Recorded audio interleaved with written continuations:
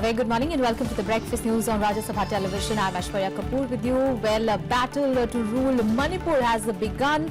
It is voting in the first phase of elections this morning, and also Uttar Pradesh is also voting today in the sixth phase. Well, we'll be getting you all the ground reports from there.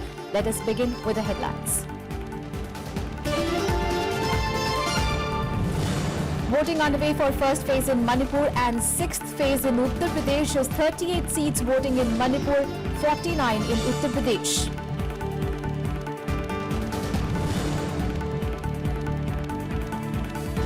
President Pranab Mukherjee calls for a women's reservation in Parliament. Says role of women in country's growth not recognized.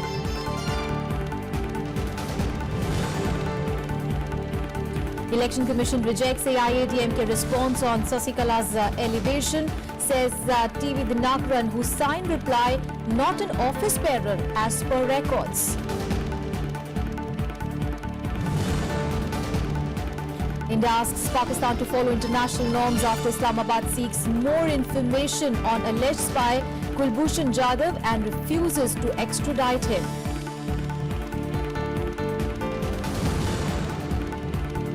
And India hunt for win in the Test series against Australia, and they play the second match in Bengaluru today. Hosts were beaten by 333 runs in the Pune Test.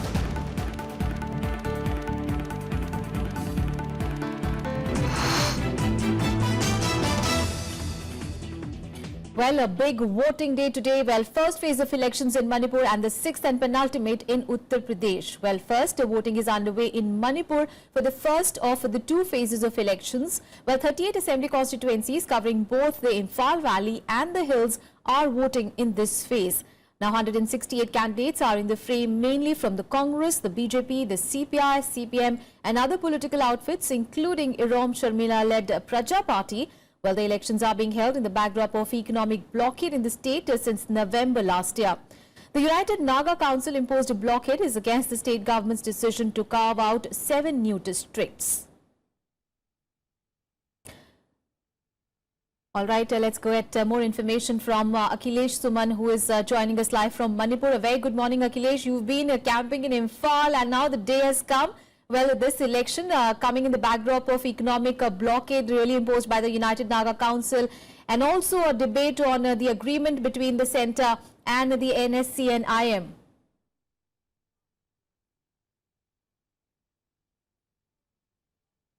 Naturally, this is one of the most important issue Imphal Valley. Actually, this is the area called Imphal Valley. This is the area of plains where people are deciding the candidates, choosing their candidates on both the issues. One is the economic blockade and another is the development issues. So I will just take you to one of the voters who has just voted and who has come after the voting. So I will ask him that he will give you something from the horse's mouth. So did you vote? Yes, sir. Oh, can you show your finger? Okay. What your name? My name is Premjit. So my anchor is asking that what is the issue that you have gone there in the polling booth and voted for? There is no issue in only for the economic blockade. So I want to negotiation in economic blockade. So that's all.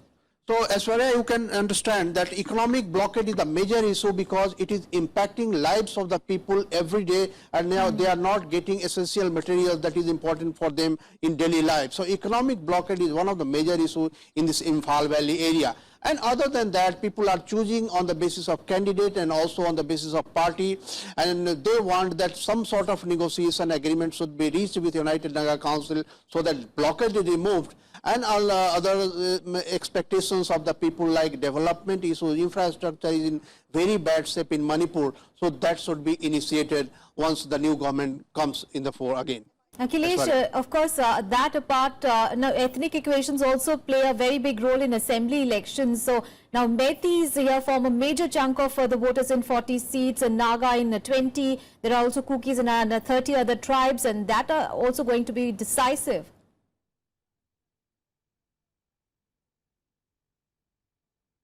Yeah, exactly. That is like a caste system that you see in the central part of India and even the western part of India. So it is like that situation. So United Naga Council has called economic blockade, and then the non-Naga people are being polarized in one way or other. So even the Congress party, that is the ruling Congress party, is also trying that non-Naga votes should be polarized in its favor. So it is one very arithmetic calculation that once the economic blockade is there, non-Naga votes will be polarized. But you know that in election time, people also think about other issues. One issue that is emotive issue is the blockade and integration of the whole Manipur. But there are layers in the society also. In one community also there are different small sub-tribes. And these sub-tribes also associate with themselves with the candidate and also with some local issues. So it is not zero-sum game that 1 + 1 = 2 or 2 - 1 = 1. There is an umbrella issue like integration of Manipur that has been for a long time. Just after independence, after 49, this issue has been very important for Manipur. But economic progress is also because the youth are coming, they are coming in the large number, women are coming in the large number, so they are very scared of this whole insurgency and gun culture, and the lifestyle has changed. Some sort of peace they want in Manipur. You talk to anyone, they will say that we want peace.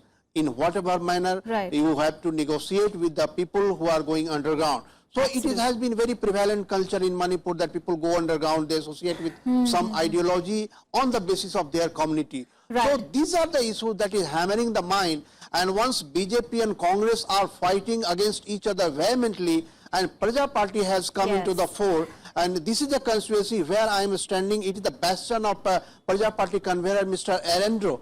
And he is telling that not only Armed Forces Special Power Act should be removed so that people feel free and they feel equal citizen of the country and the state.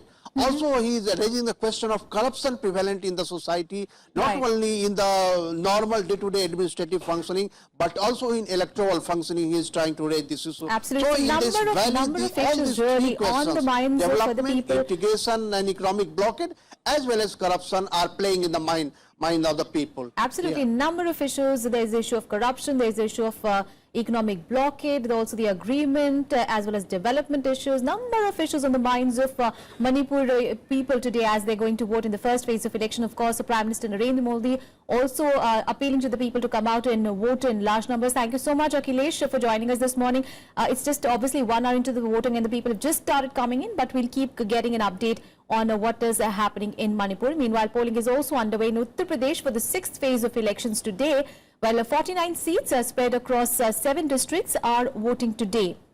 Well, the districts are Azamgarh, Gorakhpur, Balia, Kushinagar, Deoria, Maharajganj and Mao, while 635 candidates, including 63 women, are in the fray in this phase. Well, a total of 1.72 crore voters will exercise their franchise today. Well, the BSP is contesting on all the 49 seats, while BJP on 45, SP on 40, Congress 10 and RLD on 36 seats. All right, my colleague Shyam Sundar is joining us live from Azamgarh at the moment. Shyam, a very good morning. Of course, you've been camping in Azamgarh for a pretty long time. What is that you can see on the ground? Because we have discussed a number of issues that are on the minds of the voters. But how's the turnout this morning? Of course, Prime Minister has also appealed to the people to go out and vote in large numbers today.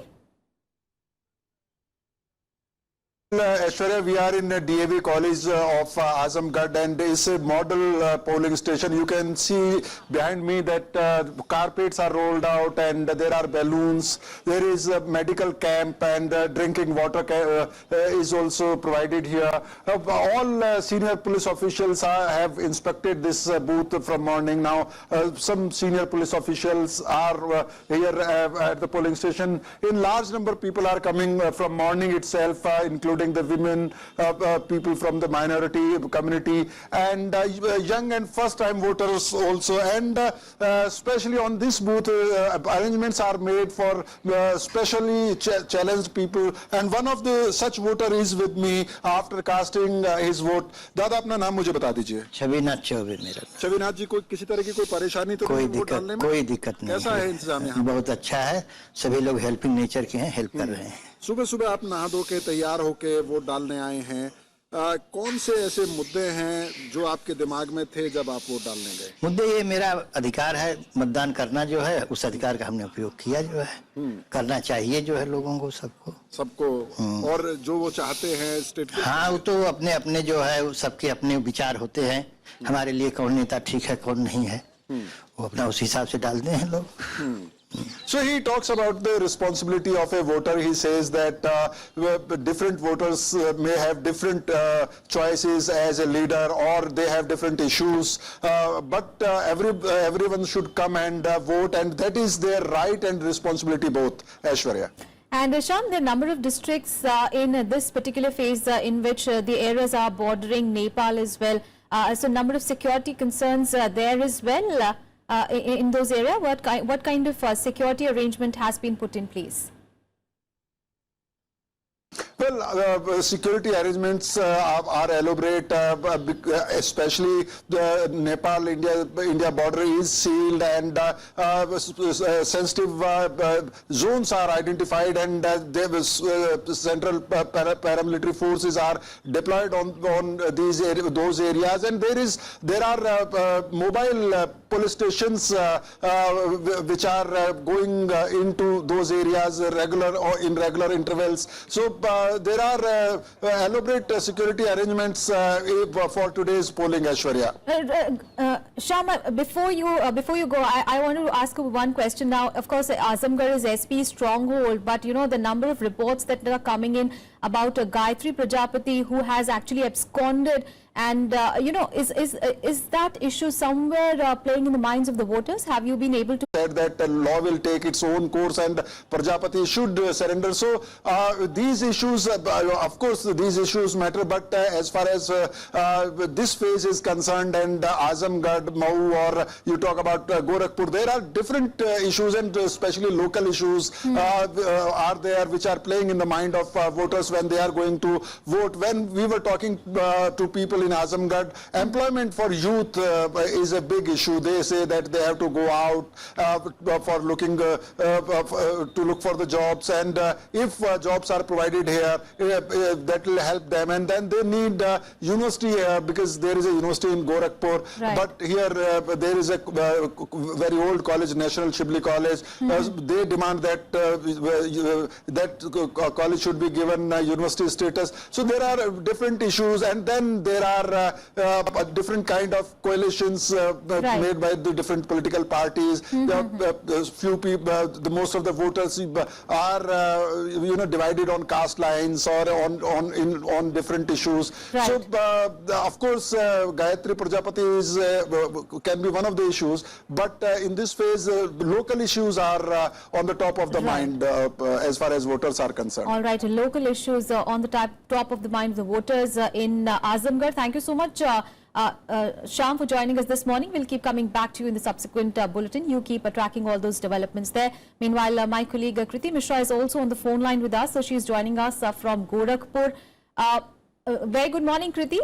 Now, Gorakhpur, all the eyes will be on this constituency, especially with the because this is a the bastion really of firebrand brand UP BJP leader Yogi Adityanath. But it'll be interesting to see whether BJP is on a strong wicket here or a sticky wicket here.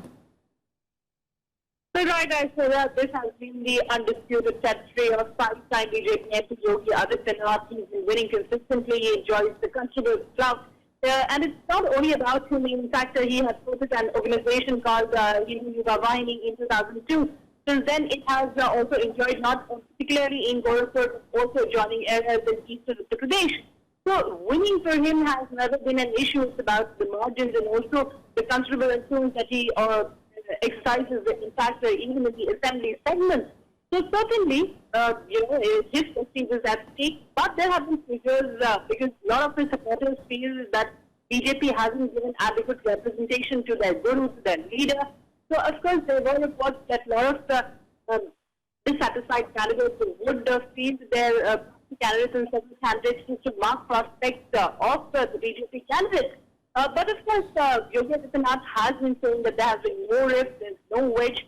But that would actually reflect after today when we, see that voters come out and cast their vote, and actually on the 11th we get to know. But definitely, as far as BJP is concerned, the road is not going to be that smooth for it, because remember, Aishwarya, Right. in 2014, the BJP had swept this entire area because 40% of the backward community, a lot of backward classes had voted in bloc for the BJP, but this time around there has been creation of smaller parties like the Nishad, which is an acronym of the Nirbal Indian Shoshic Hamara Apna Dal and Peace parties. So there's a coalition which form around 14% of the electorate. Right. So we definitely would dent the prospects of the BJP, and of course BSP has been also saying all sorts of stars, right from vision to progress to development. So certainly BJP has an uphill task of maintaining its citizens. All right, so Aishwarya? voting on 49 seats across 7 districts in the 6th phase of Uttar Pradesh elections, and apart from the Kree constituency of Azamgarh and of course Gorakhpur, where Kriti is at the moment. We also have Dioria, where Kalraj Mishra, which is obviously his constituency, as well as Mao, from where Mukhtar Ansari is contesting. Thank you so much, Kriti, for giving all those updates from Gorakhpur there. And in this bulletin, we'll take a very short break. Up next, we have more news. Stay with us.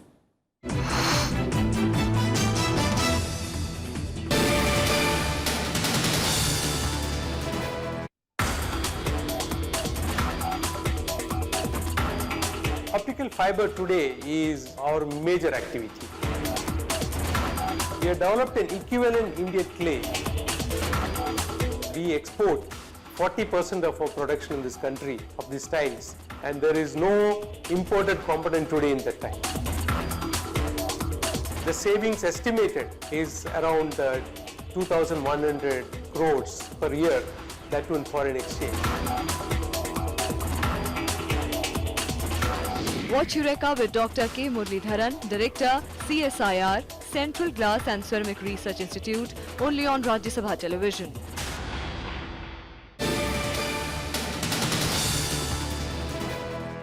Well, welcome back after the break. On to some other news now. While addressing the centenary celebrations of Women's Indian Association in Chennai, President Pranab Mukherjee called for reservation for women in Parliament. Well, Mukherjee said that no society can call itself civilized if it does not honour women. He emphasised that the recognition of women in the country's growth has not been taken into account while calculating the GDP if it reflects the attitude of discrimination of the society. Well, Mukherjee noted that despite equal rights, the representation of women in Lok Sabha is just 11.3% against the global average of 22.8%. Our core civilization value tells us to respect a woman. But unfortunately, we are really disturbed when days in and days out we are confronted with the news of dishonoring, brutalizing our women forces. Equal rights in the statute book, in the constitutions, in the instrument of governance, it is completely a different thing. What attitude and approach we have in implementing, in effectively creating the situation so that the letter and spirit of the law are implemented to the fullest extent. The contributions which they made are unique in the society, but it is not recognized. When we calculate the GDP, various factors we take into account, but we do not take into account the contributions made by our women folk in whatever capacities they may work. On to some other news now. Well, the Supreme Court has expressed grave concern over farmers' suicide due to indebtedness and crop failure. Well, the top court felt that the government is going in a wrong direction in tackling the real problem, The court observed that the issue is of extreme importance and asked the centre to apprise it of the policy roadmap to address it. The apex court also added that paying compensation to the families of victims post facto is not the real solution. All this comes after an NGO filed a PIL in the top court about the government policies on farmers and their suicides. And after a tussle between the centre and the states over certain clauses in the draft bills in the Goods and Services Tax Council meeting last month, the pending supporting legislation is expected to be discussed today. Well, a central GST, integrated GST and state GST are three crucial legislations to be approved by the Finance Minister who heads the GST Council meet. Well, the Council is slated to meet for 2 days, today and tomorrow. Well, if the centre and the states are able to resolve all issues on the first day itself, the meeting is unlikely to be extended for the second day. Remember, on Friday, a technical team of officials from both the centre and the states met to discuss views of the Law Ministry, which will be taken up for discussion in the Council's meeting today. The Council will also do a clause-by-clause discussion on the state GST bill. Well, the Council will take a final view on the taxation powers of states with respect to taxation rights over new registrants.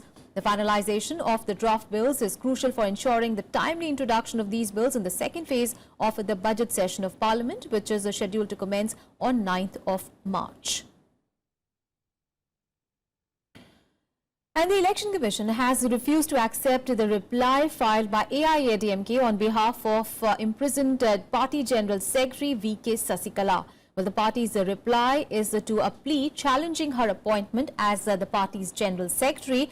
Well, the ground cited by the poll panel is that the reply was signed by TTV Dinakaran, who is not a party office bearer as per records available with the Election Commission. Now, Dinakaran, who is Sasikala's nephew, was appointed as interim Deputy General Secretary of the party on 23rd of February. The panel has now asked Sasikala to either sign the response herself or by an authorized signatory who is on the Commission's list of AIADMK office bearers and sent it again by 10th of March. Meanwhile, Tamil Nadu Chief Minister E.K. Palanisamy, who took charge of the state last month, convened his first cabinet meeting at State Secretariat in Chennai yesterday. The refusal by the Election Commission of India to accept the reply filed by Mr. TTV Dinakaran on behalf of Sasikala, on behalf of what they claim to be the original ADMK party, shows that Election Commission does not recognize the position of Mr. TTV Dinakaran. They say it leaks. Any person conversant with legal procedures would understand that the Election Commission says we don't acknowledge you. Big story coming in from Jammu and Kashmir, where an encounter has broken out between security forces and terrorists at Chilipura village in Shopian district of South Kashmir on Friday night. Well, the gunfight erupted after security forces launched a cordon and search operation in Chilipura village of the district following information about presence of terrorists in that area. Well, as the security forces were closing in, they came under fire from the terrorists. Well, there are no reports of any casualties so far. The operation is underway at the moment. And Pakistan has asserted that it will not extradite alleged Indian spy Kulbhushan Jadhav and said that more information on him has been sought from India. Well, Pakistan Prime Minister's advisor on foreign affairs, Sartaj Aziz, during the question hour session in the Senate, said that a case was being prepared to prosecute the alleged Indian spy. He said a list of questions have been handed over to India. Well, Aziz also claimed that Kulbhushan Jadhav had allegedly confessed to his involvement in militancy. Meanwhile, reacting to Pakistan's claim, India has said that Islamabad should follow well-established international practice while dealing with foreign nationals in its custody. India has also rejected Pakistan's claims that Jadhav is a spy. Remember, Pakistan had arrested Jadhav in March 2016. He had inadvertently crossed over from Iran and Pakistan charged him with spying. But India says that Jadhav is a former Indian Navy officer and it has also not been provided consular access despite repeated requests. On to some international news now. A North Korean suspect held by Malaysian authorities in connection with the death of Kim Jong-nam arrived in Beijing this morning after being released and deported from Kuala Lumpur. Well, Ri Jong-chol was released from Malaysian police custody due to insufficient evidence. Now, Chol has alleged that he was the victim of a conspiracy by the Malaysian authorities and that his detention was a plot to damage the honor of North Korea. The Malaysian authorities are continuing their investigation into the death of Kim Nam, the estranged half-brother of North Korean leader Kim Jong-un. Now, 2 women have so far been charged with murdering Kim, who died just minutes after a toxic nerve agent was wiped on his face at Kuala Lumpur International Airport. Well, this murder has soured relations between Malaysia and North Korea. 고달프고 힘들었습니다. 그러나 나는 견뎌야 된다. 네놈들이 감히 우리 공화국의 존엄을 헛죽겠다고 하는데 공화국의 국민인 내가 거기에 발을 맞출 수 있냐? Big story coming in from the north, in fact Middle East, and 12 civilians have been injured in Mosul in Iraq in what appears to be the first chemical weapon attack in the battle for the IS stronghold. Well, doctors say that the hospitals in the area have been admitting patients showing clinical symptoms consistent with an exposure to a blistering chemical agent. Well, the injuries were apparently caused in 2 separate incidents when a mortar fire hit houses in east of Mosul and the victims complained of a foul-smelling chemical. Well, it is not yet known who is to blame for the attack, but the mortars were apparently fired from west of Mosul, which is still held by the Islamic State. Well, the developments come as a rapidly increasing flow of people is pouring out of western Mosul, fleeing fierce battles between Iraqi security forces and IS fighters. Remember, the use of chemical weapons is forbidden under international law, but Islamic State has long been suspected of making and using crude chemical weapons in the territory it controls in Iraq and Syria as well. On to sports now, and the second test match between India and Australia will begin from today in Bengaluru. Well, in the first test match held at Pune, India lost by 333 runs in a stunning defeat which ended their 19-match unbeaten streak. Now, Indian captain Virat Kohli in a pre-match press conference admitted that there was a lack of intention on their part in the last match and it would not be repeated again in the series. Well, the visitors' captain Steve Smith has stressed the need to post a big first innings total to strengthen their position in the 4-match series. Last game was a disappointment in the way we played. It wasn't more of the result. We have lost before, but we've lost, fighting hard.